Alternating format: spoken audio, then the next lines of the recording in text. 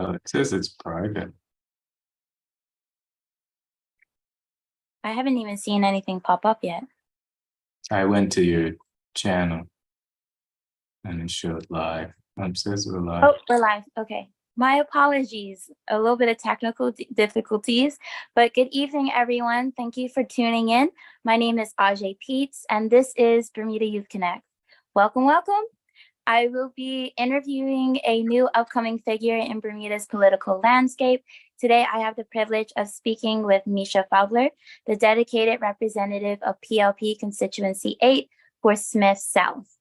But before we dive into our conversation, a vital reminder. The by-election for Constituency 8 is just around the corner, scheduled for Thursday, October 5th. This is your chance to shape the future of your community, and every vote counts. We cannot stress enough the importance of participating in this democratic process. Your voice matters, and it's crucial to make it heard. We urge all residents of Constituency 8 to check in with the Bermuda Parliamentary Registry to ensure that you are registered to vote. For those who haven't yet registered, there's no better time than now to do so. Remember, your vote is your power. It's how you express your aspirations for your community and your country. So let's come together on October 5th, cast our ballots, and shape the future we all want to see. Stay tuned as Mischa Fubler shares insights and perspectives that can help you make an informed decision on Election Day. Welcome, Mischa. Thank you so much for accepting our invitation to come on to Bermuda Youth Connect. This is going to be a great opportunity for the whole island of Bermuda, especially our young people, to get to know who you are and your platform. So if you could just start off by telling us a little bit about yourself, your background, passions, interests, or even a fun fact. Sure. Thanks, Archie. Thanks for having me out. I'm excited to kind of talk to the viewers of Bermuda Youth Connect. I think I've had a chance to join the conversation once or twice on your Twitter Spaces. For those who don't know me, my name is Mischa Fubler. I'm 37 years old, so I don't know if I quite count in the youth demographic anymore. Probably just regular adult now instead of young adult. I'm married, have 2 kids, boy and a girl. They're rather young, 5 and 2.5.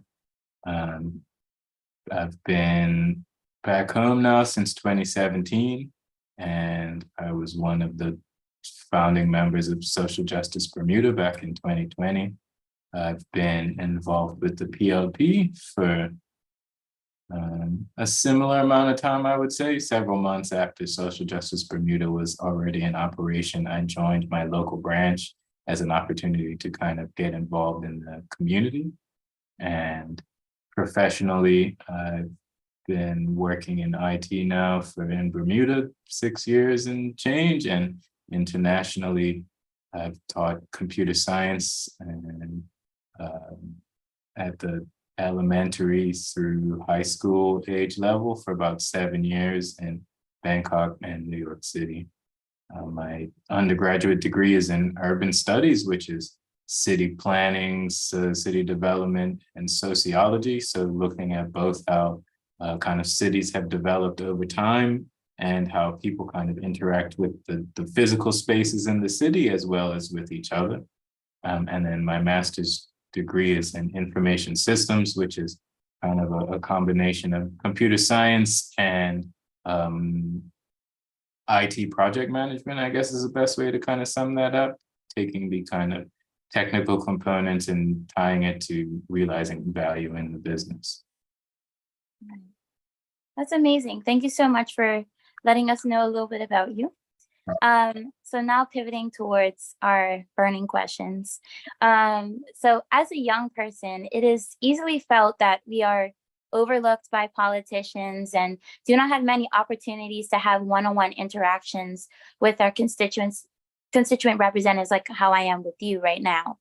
But what will you do, and what are you doing currently to connect with Bermuda's young people, specifically within your constituency? So specifically now, I'm out canvassing several days a week, kind of in the run-up to the by-election. For whatever reason, Bermuda's kind of political scene often is centered around requiring your representative to come and visit you at your house, or at least give you a phone call.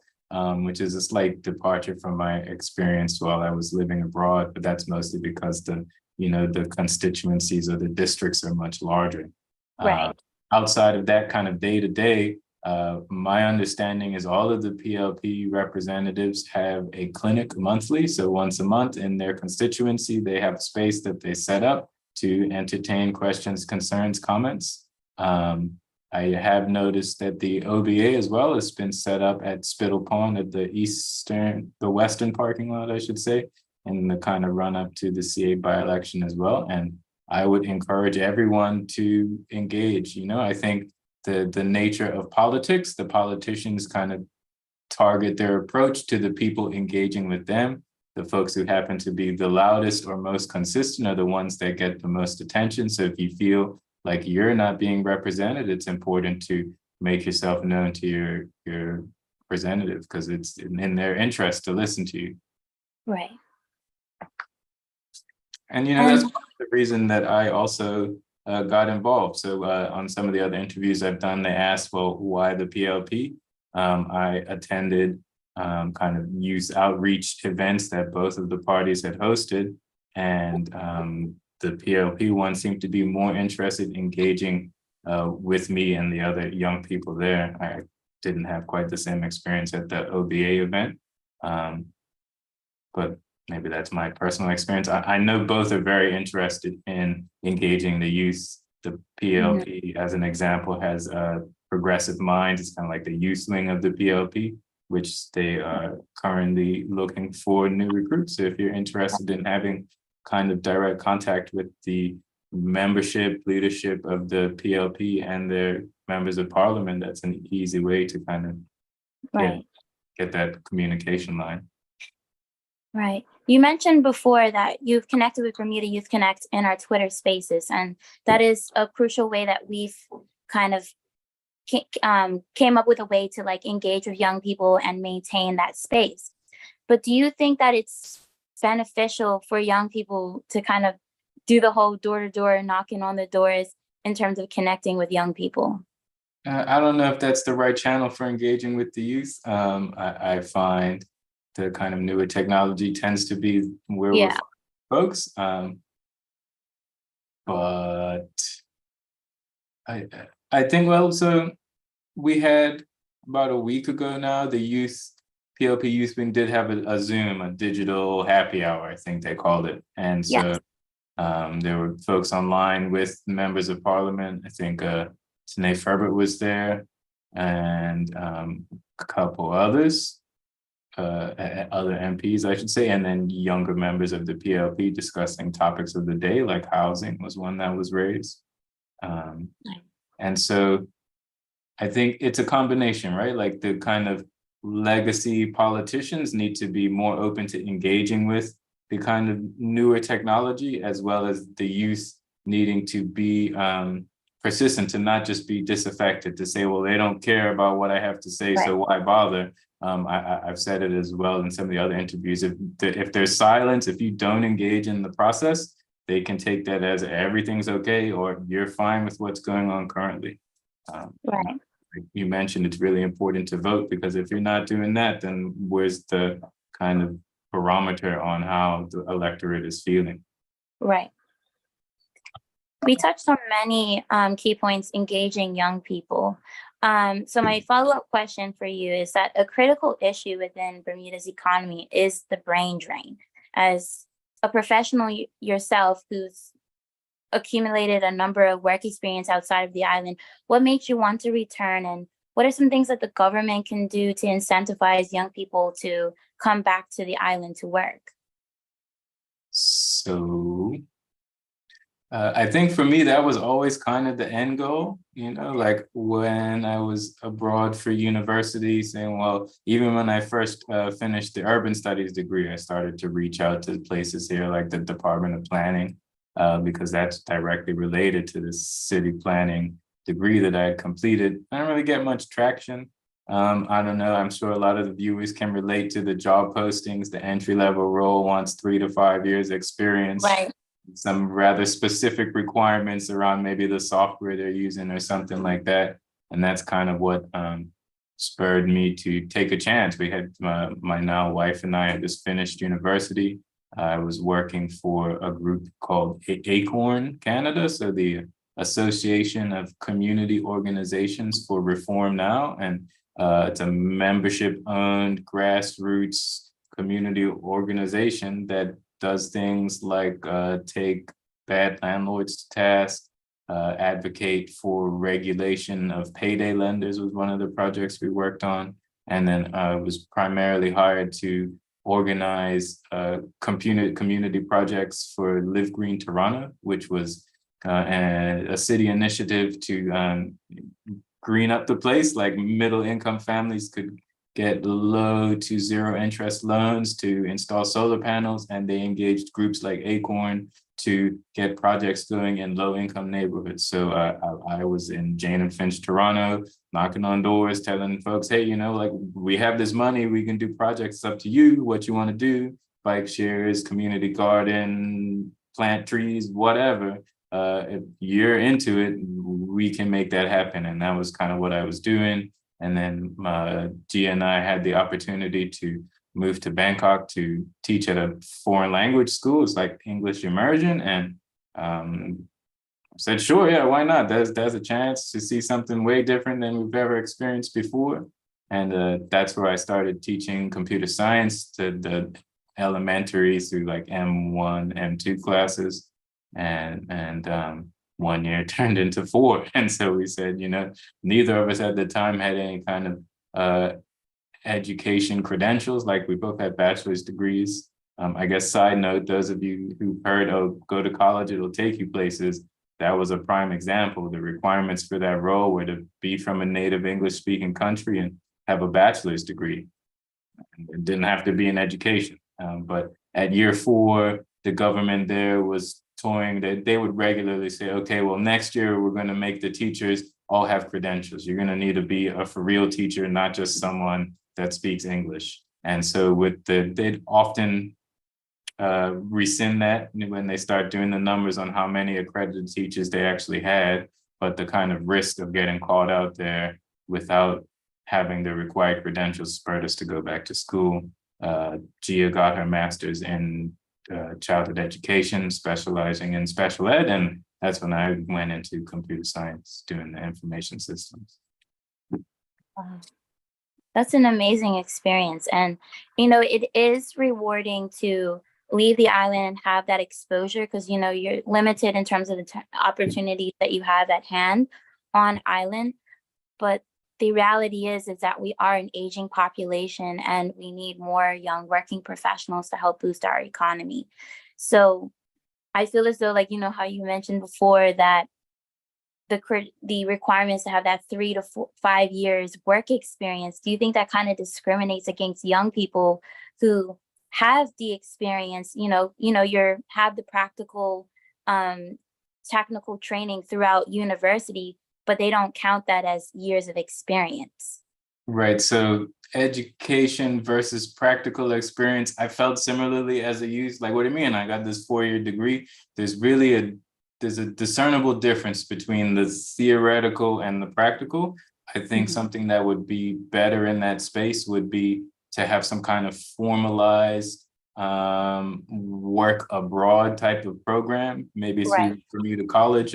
First, I'd like to see that be a 4-year university across the majority of the programs they offer. Right now, I think you can do computer science, accounting, education, and a couple of those are distance.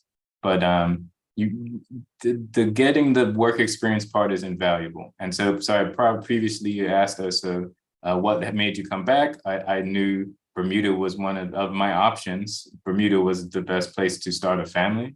Also, I'm my mother's only child and she was retired. So well, that adds to on the list of why return home. And to encourage other young Bermudians, I think there are many from kind of my general cohort who were abroad who've also similarly gained professional and educational experience looking to return now. I think the thing we need is to kind of show that the aging demographic you mentioned, I think it's like 25% or maybe even a third will be over 60 in the next few years, that they're not the only ones kind of driving the policy, which requires the young folks to kind of be engaged in the political process, because the politicians are claiming they're responding to what's put forward to them. So on the job requirements, I do find, and it's probably not all the time, but I've been involved in the hiring process locally as well. When you have someone in mind, HR will draft the requirements in such a way that the person is the best fit. And sometimes I feel that does disadvantage young Bermudians, partially because of the size of the economy, like the businesses here, when you compare them to our jurisdictions nearby, like in America, it's much easier to have 2 or 3 people in a team doing a role because the business is so much larger. So you can then have, here's my junior developer, here's my just average, and then here's the senior. Whereas here, there's probably only a budget for one person to fill the role, and you want to have some level of confidence that they can do it. I would like to see some kind of program that kind of incentivizes this succession planning, right? Wherein you are hiring someone that's a junior who can shadow the person with the experience, so that in 3 to 5 years, the senior person is moving on to something else and that younger person can fill the role. And some organizations are starting to do that. They recognize it's important for kind of the resiliency of their organization. One of the buzzwords in the corporate area now is key person risk, key person dependency. If you have one person who knows a whole lot about what that business operation is, there's a big risk there. If they get hit by a bus or win the lotto or decide to move to Thailand on a whim, now your business is in the lurch. So people are starting to move towards training younger Bermudians, and in the larger organizations, you can see that it's happening. A lot of like the banks and the insurers have these management trainee type programs. And I think for smaller businesses or things outside of the corporate space, there needs to be assistance from the third sector or government or whoever's got the funding to assist. Right. I think that sounds amazing. And I definitely think that would greatly benefit our Bermuda's young people. So just being mindful of time and just shifting gears a bit. In your letter to the residents of Smith South, you said that if successful, you want to implement things like a farmer's market and events prioritizing green spaces. Why is this important to foster community, and what will this potential initiative look like in the future? So the specific projects are examples to get the conversation going. Ultimately, it's going to be what the residents of C-8 say they want to see happen. I think farmers market was one I put forward based on my experience with Acorn and from buying produce at the farmers market. It increases access to fresh fruits and vegetables, so healthy food. It's typically cheaper, and if it's not cheaper, it's generally going to last longer because it hasn't come here on a container ship. And that point as well kind of feeds into the environmental aspect, because running a diesel engine the size of a house to bring the produce here is definitely not going to be as good for the environment as someone growing it here, especially if they're growing it organically. And then in that project as well, it provides the opportunity to pilot a program. I've started to kind of feed it through the caucus members because I think it would be great. I came across it while in New York City, where their financial assistance program, SNAP, which food stamps is colloquially known as. And so if, my wife is from America, she's eligible for that. We would go to the farmer's market, we'd charge $10 to the card, and it would get us $15 worth of tokens to spend at the farmer's market. So then that's expanding our access to healthy food. It's increasing economic activity for those farmers who are small businesses typically, and it provides the farmers an alternate channel than typically grocery stores and restaurants who have a lot more control in setting the pricing of the produce they're selling. Right. And then as far as projects that prioritize the environment, Smith South, a large portion of it is Spittle Pond, and there's other areas zoned nature reserve. And so it seems like that's a good fit for activities in that area. Already I've started to see some feedback. The letter was in the Royal Gazette. Someone raised the issue with the cattle farming there and the runoff, which was something I wasn't aware of, but I'm thankful that they raised it because that is something that we need to address. The dairy consumption and its kind of negative impacts on the environment. I think a few years ago now, there was the media coverage for the farms that service Dunkley's over there in their Windy Bank, I want to say, right? Like, because they switched the way that they store the cow's waste, and in the fall especially, it smells really bad over there. I'm pretty sure it made the paper. The residents were kind of campaigning to make them change it, and that type of environmental impacts directly related to how much dairy we consume. Right. People should really take a look at.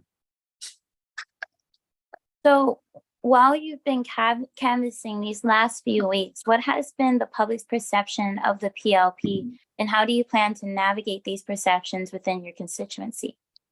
So it depends on the area, right? Bermuda is still fairly segregated, if not racially, economically, right? Even within Smith South, there's some of the neighborhoods where the concerns focus on things more like the cost of living and the roads. But the kind of general theme has been led by this demographic issue you raised. I think 45% of my constituents are 60 or older. And so their issues tend to focus around cost of living and issues for seniors. And some are relieved to see that that's being prioritized. Like the PLP recently pegged the Social Security payments to cost of living, like to inflation, which is, the pension is not going to save your life, but it's better than nothing. And now it will continue to remain relatively the same. And then there's also with some of the younger constituents and issues around the childcare benefit, right? Like you're saying, how do we get more people to return home, young professionals? I know my friends, a big concern is childcare, $1,300 a month per kid. Any kind of assistance, like if you're expecting me to save the demographics issue, then I need some help because it's expensive to raise children. And so those types of programs are great to see that they're already on the radar and incorporated in the legislation we're seeing now. Some of the more interesting things, even though the demographics are skewing older, people identifying education as being really important, because what's happening now is going to affect what we see 5 to 10, 15 years into the future, long after the person who's raised it as an issue will be gone. So it's good to see that, they're not only concerned about issues that affect them in the short to midterm, they're looking kind of further afield as well. Right. That's amazing. Now, as a core member of Social Justice Bermuda, a prominent social advocacy collective, what made you want to shift onto the other side of the aisle? Why did you get involved in politics? Why now? So in the group, we've the kind of refrain often in the discussion is like, we need to shift from being reactive to issues like, here's a thing that's brought to our attention, or we've observed it, now let's organize around this, to I want to be able to kind of lead or at least influence, shift the needle, on the legislation and policy that comes out of the government. And I think starting here at the political sphere is a good way to kind of affect change in that space. And it's definitely not just now. Like I said, I joined the PLP a few months, or 4 or 5 months maybe after Social Justice Bermuda was underway, primarily so I could experience it firsthand. Like I said, I approached both parties and only one was kind of really interested in engaging on me in my talking points. Like when discussing things with the OBA, the one person at the youth outreach that talked to me kind of disengaged as soon as I pushed back on their talking point, whereas there was kind of more genuine discussion with the MPs that I was talking to at the youth engagement event they did at Bermuda Tourism Authority, the containers on Front Street. And so also have some family connection. My aunt was one, she saw once she saw I was involved in the community branch, the constituency branch, was voluntold me into higher roles. They needed someone with some tech experience, which I have, and I like to give assistance where I can. And so that's what kind of got me involved there. It's been a few years now, and I wasn't quite ready to kind of get into the political space. I figured, the general election will be in maybe another year and a half, something like that, depending on when the government decides to call it. I know it must be by, I think, like early 2026, late 2025. But this by-election coming up, I said, well, what, I'll put my name forward now. I think this is a great opportunity to get people more familiar with who I am. During the by-election, there's two faces. Really, maybe we'll have some other people putting themselves forward as independents, but there's 2 or 3 faces for folks to kind of become familiar with at the by-election. Whereas in the general election, there's 72 plus, depending on if there's, third party or something like that. And so that's why now. I don't think the timing wasn't perfect, but I felt the opportunity, again, like that opportunity to travel halfway across the world, like 5 years from now, I'd say, well, what if I had done it? I don't want to have to deal with that. Well, you brought up very good points in terms of like not being reactive, but I also think that that's a part of our social culture, is that we're naturally reactive. And then when something's at the forefront, we're very like rallying together, trying to find a solution, and then it dies out. And then we just move on to the next issue. Yeah. And that's why Bermuda Youth Connect, we've done the same thing in terms of pivoting ourselves to kind of meet where people are and trying to see what the landscape is like, and seeing what we can do to shed light on many different issues. And I think that that's a very good takeaway. Like, we need to stop being reactive and really start getting involved in our community a lot more. The community is filled with brilliant people that have great ideas. And I think too many of us are just satisfied with being experts at pointing out what's wrong. A lot of us are quick to say, well, this is the worst, this is bad for this reason. But then when it comes to synthesizing new ideas or options for improving the situation, there's not as much engagement. And I think some of it is apprehension around, like, will people take on my ideas? Are they going to dismiss them? If you look at the comments in the Royal Gazette as an example, it's easy to see why they're not interested in putting themselves forward. But I think it's imperative that we do. We need your generation to become more involved in kind of the process as it is now, so that we can move to change it. 100%. And, that's one of my pet peeves, is nitpicking what issue is more important than the other, instead of having like the mindset of intersectionality of everything is connected. Exactly. The environment is connected to our cost of living, our aging population, education, everything is interconnected. So we can't be one-sided, because then we're not going to be seeing what else is going on in plain view. 100%. So my next question, kind of follow up to that, is if you are successful in this election, do you plan to still engage with Social Justice Bermuda and continue that advocacy work as well? I mean, if they'll have me, I went to the group before I put myself forward to kind of make sure everybody was on board with me even mentioning my involvement. I was really concerned about the public trying to conflate the two groups, like they're definitely completely separate. And so the group was largely supportive. I don't see why I could not continue to kind of give my assistance in the space. Just as an example, leading the cannabis task force, the live streams that we were doing during the kind of period where the government was doing consultation on the legislation that they eventually passed. Running the Zoom was something that I could assist with. Keeping the Google Drive and the documents in order, getting the planning of those events together, because in New York and Bangkok, I did event promotion, so I have that experience. I feel I'm already quite engaged, and I did Social Justice Bermuda. I'm the chairman for my constituency's branch of the PLP, on the board for Stick, and I'm the chief technology officer for the PLP, but those two PLP responsibilities would shift. If I were to win this race in C-8 as an MP, I'm not eligible to sit on the executive or to be a branch chair. And so someone else will have to take on the mantle there. I think there's someone already in mind who'll do a great job if they're open to it, but we'll see. And so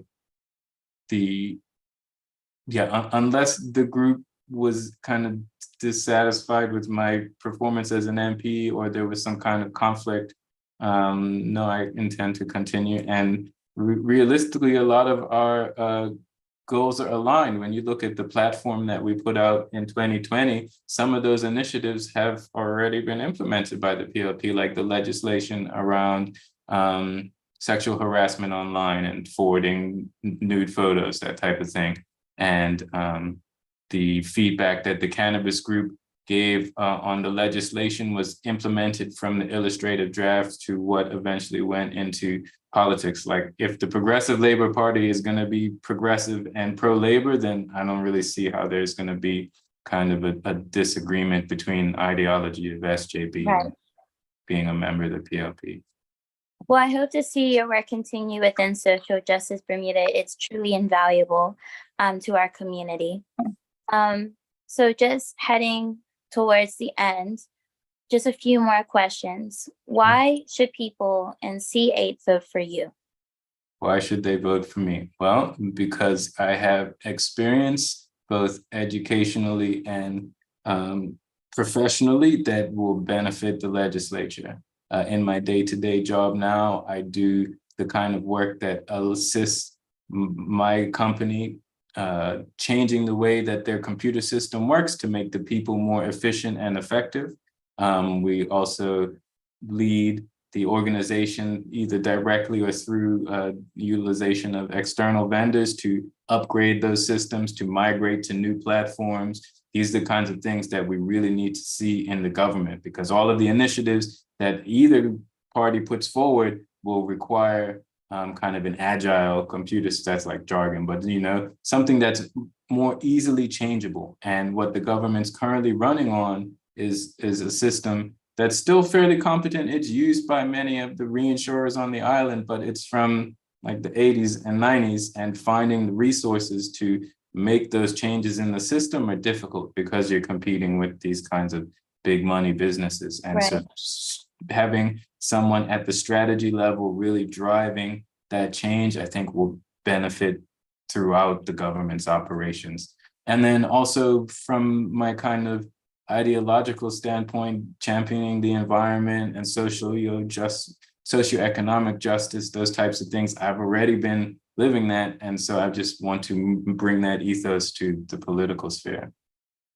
Amazing. Now, just a fun question before we go. Yeah. Well, I think you will find it fun. If you could make one social law that everyone had to follow, what would it be? Oh man, I don't know about edicts, but you have to be more courteous on the roads. There's so many times I'm on the bike and there's someone on their phone, the car's halfway in the other lane, or someone's overtaking around the corner where they definitely can't see what's coming. And like the concern for everybody else on the road, I think needs to be increased. And so, yeah, if I could pick one thing and be like, this is the law now, that. 100%. I would back that law as well. I'll be your #1 campaigner for that law. Perfect. I think road conscientious needs to improve. People need to be more courteous on the roads. But like you mentioned, it's all interconnected, right? That's a summation of like the economic distress and the lack of housing and I live in St. David's and I have to work in Warwick, but that's the only place I could afford to live, and that's the only job I could find. And now I'm late and I got to take my kids to this daycare that's not the closest or the best, it's the one I can afford. And now I'm stressed out because the bills are due, and like all of these kinds of things come together, and that's the end result in this one specific place. Yeah. Well, thank you so much, Mischa, for giving us your time to dive deep into your campaign. This has been truly insightful. And just one last shout out to everybody in constituency 8. Please come out on October 5th to vote. If you are not registered, please contact the parliamentary registry to facilitate that process. and have a good evening. Yeah, and Thank you so also much. if you're unable to get to the polls, you can do advanced polling on September 28th, 1 week prior. That All right. typically is more for the kind of more aged folks, but in my constituency, that's like every other person. So that's All right. also an option. And if you are, I think you gotta look it up. I think there's a deadline that's already passed. It might be for new registrants, but if you've already resided in C8, you should be able to contact the registrar and have that updated. All right. Amazing. Cool. All right. Thanks Thank you so again. much for that I plug. love the work Bermuda Youth Connects do, and keep at it, please. Yes. And how can your constituents or people who are interested in getting to know you, how can they reach you on your Sure. socials? So in C8, we've been knocking on doors, leaving flyers. It's got my email, misha.fubler@plp.bm, and my phone number is on there too. And you can find me on Twitter. I'm at Fubler, and Instagram and misha.fubler. And I think I set up a Facebook page, but that's still in progress. But Mischa Fubler there too. All right.